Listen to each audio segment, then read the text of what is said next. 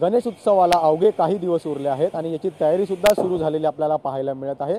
त्याचसोबत आपण जर पाहिलं तर राज्य सरकारकडनं पीओपीच्या मूर्त्या बनवण्याच्या संदर्भातला निर्णय जो आला होता, मात्र यानंतर आपण जर पाहिलं तर या संपूर्ण मूर्त्यांच्या विसर्जनाचा तिढा जो आहे तो अजूनही कायम आहे। विसर्जन करण्याच्या मूर्त्यांसाठी कृत्रिम तलाव हे बनवून प्रत्येक मंडळाने आपापल्याच मंडळाच्या जवळ कृत्रिम तलाव बनवून या तलावामध्ये मूर्तींचे विसर्जन करावं असं खरं तर राज्य सरकारकडून सांगण्यात आलं आहे। यानंतर अनेक बैठका सुद्धा झाल्यात, मात्र याचा उत्तर जे आहे ते राज्य सरकारकडून देण्यात नाही आले। आपल्यासोबत या संदर्भात अधिक बोलण्यासाठी मूर्तिकार आणि मंडळाचे काही लोक आहेत, आपण त्यांच्याशी संवाद साधून जाणून घेणार आहोत नेमकं या सर्व गोष्टींचं पुढे जाऊन नेमकं कशा पद्धतीनं या विसर्जनासंदर्भात तिढा निर्माण होऊ शकते। आपल्यासोबत लालबागचे राजाचे मूर्ती बनवणारे सध्या मंडळ हे आहेत मूर्तिकार संतोष सर, काय सांगणार? एकूणच राज्य सरकारने पीओपीच्या मूर्त्या बनवण्यासाठी निर्णय दिला आहे, मात्र विसर्जन करण्यासाठी कृत्रिम तलाव बनवण्याची हे सांगितलंय, तुमची काय प्रतिक्रिया? सर्वप्रथम जसा आमचा निर्णय लागला, पीओपीच्या न्यायालयाने आम्हाला बंदी उठवली, त्यासाठी मी त्यांचे आभार मानतो। आणि आत्ता 30 तारखेला आमचा 30 जूनला एक निकाल लागणार होता की विसर्जनाचा जो प्रश्न आज आहे, तर काकोडकरांच्या समितीने जो आम्हाला एक हे दिलं, रिझल्ट दिला की समुद्रात ते हानिकारक नाही आहे। तर आज न्यायालयाने ती जबाबदारी आज आपल्या सरकारवर टाकलेली आहे आणि सरकारला एक वेळ दिली होती आणि आमचा 30 जूनला रिझल्ट होता, पण त्या दिवशी ते काही शक्य झालं नाही काही कारणास्तव। मग ती तारीख आता 23 जुलैवर आली आहे। पण आज बघतोस की तू, आज एक आनंद आहे, जसं बंदी उठली तशी 9 जून नंतर पटापट गणपतीची सुरुवात लगभग चालू झाली। सगळ्या मूर्तिकार मंडळ वगैरे एकमेकांना भेटून आज मूर्त्या बुक झाल्या, सगळीकडे आज उत्साह आहे। पण एक माझं मत जसं आहे की आज परंपरेनुसार जे आपलं विसर्जन आहे हे कृत्रिम तलावात आपण केलं तर हे आम्हाला तरी मान्य नाही आहे, कारण तो एक प्रकारे आपल्या उत्सवाचा पण एक म्हणजे म्हणतात ना अपमान झाल्यासारखंच आहे ते। कारण आज माझे गणपती अजूनही मागीचे बसलेले आहेत कांदिवलीमध्ये। आज आपण उत्सवात जी सेलिब्रेशन करून नंतर आज विसर्जन होतं बाप्पाचं, काही मूर्त्या अजूनही अडकलेल्या आहेत सबबमध्ये।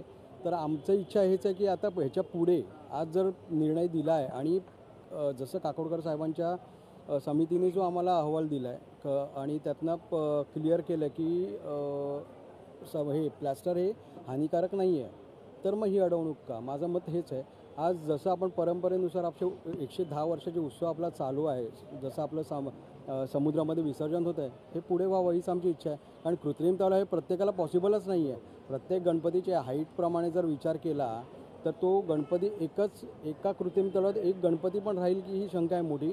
त्याच्यात विसर्जन होणं किंवा त्याचं विघटन होणं ही पॉसिबल नाही आहे आणि हे आपल्याला हे आपल्या परंपरेला किंवा संस्कृतीला हे योग्य नाही। जी आपली संस्कृती इतके वर्षानुवर्ष चालू आहे तीच पुढे राहावी ही आमची इच्छा आहे आणि आम्हाला विश्वास आहे हायकोर्टावर आणि आमच्या सरकारवर की नक्कीच ह्यातनं काहीतरी तोडगा निघेल आणि आपल्या विसर्जनाची जी बाजू आहे ती लवकरात लवकर या पुढच्या तारखेला क्लिअर होईल। नक्कीच दादा, राज्य उत्सव म्हणून गणेश उत्सवाला घोषित केला आहे, मात्र आता विसर्जनाला तिढा सुद्धा कायम आहे, अजून काय ठीक ठाक? आता आपण दरवर्षीप्रमाणे गिरगाव चौपाटी किंवा जुहू चौपाटी आपण करतो। जुहू चौपाटी व गिरगाव चौपाटीला काय एवढं लोड नाही, साफसफाई क्लीन करतो आणि रिसायकलिंग होतं पीओपी, आणि आपण असं राज्य शासनाला पण दाखवून दिलेलं आहे। आणि आपण बघा ह्याच्या अगोदर कितीतरी मूर्त्या विसर्जन केल्या, कधी मासे मेलेले नाही किंवा असं का तुमच्या निदर्शनात आलेलं नाही, तर मग हे पारंपरिकप्रमाणे मूर्ती चौपाटीला विसर्जन होते नाही यावर्षी मला वाटतं। नक्कीच आपल्यासोबत आणखी काही मंडळाची सुद्धा सहकारी आहेत, आपण त्यांच्याशी बोलणार आहोत।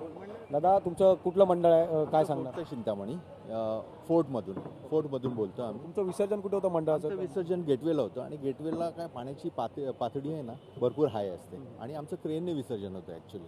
तिथे कोळी समाज आहेत, कोळी बांधव आहेत आमचे, त्यांनी व्यवस्था केलेली आहे सर्व मंडळांसाठी, गणेशोत्सवाच्या मंडळांसाठी, आणि मोठमोठी मूर्ती आहेत तिथे येतात आणि डीप सी आहे तिथे विसर्जनाला मूर्ती बाहेर येण्याचा काही प्रश्न नसतो आणि एकदम व्यवस्थितपणे विसर्जन होतं तिथे, काही इश्यू नसतो तिथे। बरं, आता पण मात्र राज्य सरकारने सांगितलं की कृत्रिम तलाव बनवून त्यामध्ये विसर्जन करायचं आहे, तर तुम्ही बनवणार कुठे?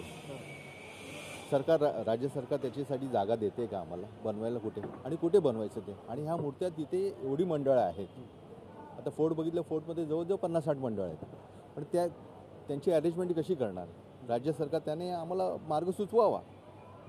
जर करून देत असेल कृत्रिम तलाव त्यांनी निर्माण करावं, मोठ्या मूर्त्या आहेत, 20-25 फुटाच्या मूर्त्या येतात, त्याच्यासाठी व्यवस्था करावी, आम्ही करायला तयार आहोत, आम्हाला काही प्रॉब्लेम नाही आहे, पण ती जागा आम्हाला अवेलेबल करून द्यावी।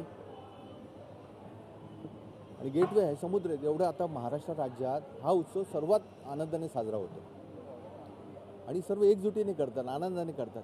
एक तुम्ही व्यवस्थितपणे त्याच्यासाठी प्लॅन करा ना विसर्जनाचं.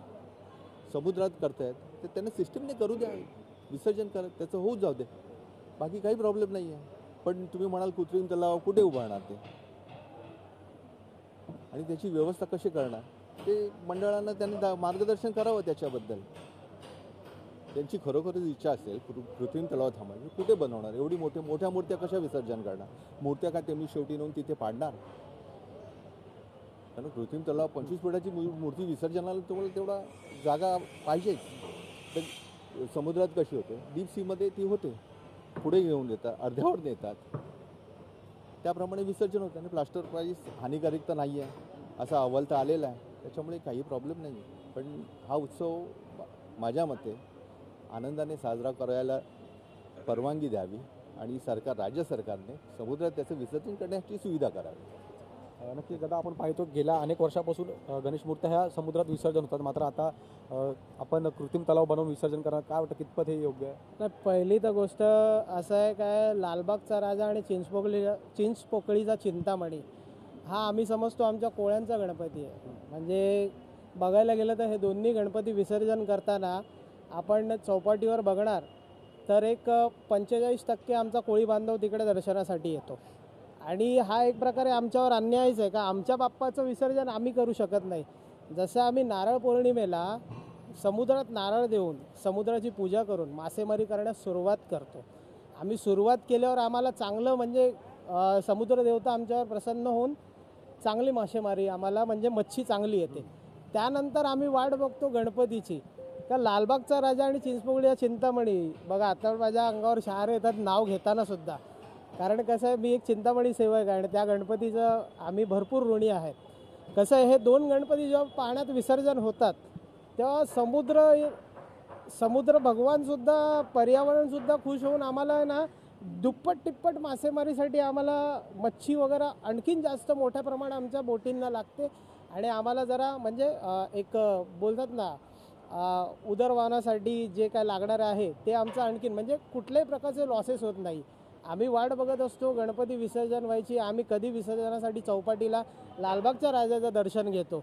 आणि राहिला हा जर प्रश्न सरकारचा तर असं सुद्धा तुम्ही कृत्रिम तलाव बनवून ते चौपाटीवर खड्डे वगैरे करून अननेसेसरी तुम्ही त्या जागेचं हे करणार, वाट लावणार. ती जागा जी ज्याप्रमाणे सेटल आहे वाळू वगैरे सेटल आहे ती तुम्ही वाट लावून टाकणार. त्यापेक्षा तुम्ही समुद्रामध्ये एक डिमार्केशन करून एक तुम्ही एवढ्यापर्यंत तुमच्या मूर्त्या जाणार, त्या मूर्त्या पाणी आतमध्ये न येण्यासाठी तुम्ही तिकडे फायबर ग्लास वगैरे लावून तिकडे काहीतरी एक सोय करून द्यावी, जेणेकरून याच पार्टमध्ये तुम्ही मूर्त्या विसर्जन करा.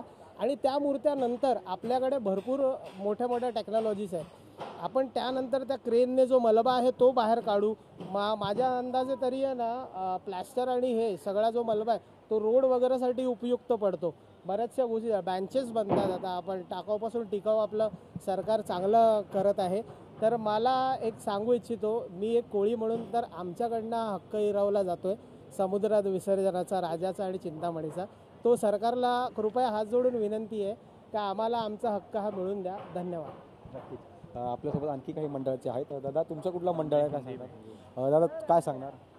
तर ठीक आहे, तर आपण जर पाहू शकतो या मूर्तिकारांचे असेल किंवा या मंडळाचे सर्व काही सदस्यांची एकच म्हणणं आहे की ज्या पद्धतीने POPच्या मूर्ती बनवण्यासाठी परवानगी दिली आहे त्याच पद्धतीने आता या बाप्पाच्या विसर्जनासाठी सुद्धा या राज्य सरकारने समुद्रामध्ये विसर्जन करण्याची परवानगी द्यावी. त्यामुळे आता राज्य सरकार यामध्ये काय निर्णय घेणार हे पाहणं तितकंच महत्त्वाचं असणार आहे. व्हिडिओ जर्नलिस्ट सुभाषसह मी जय पवार, TV9 मराठी, मुंबई.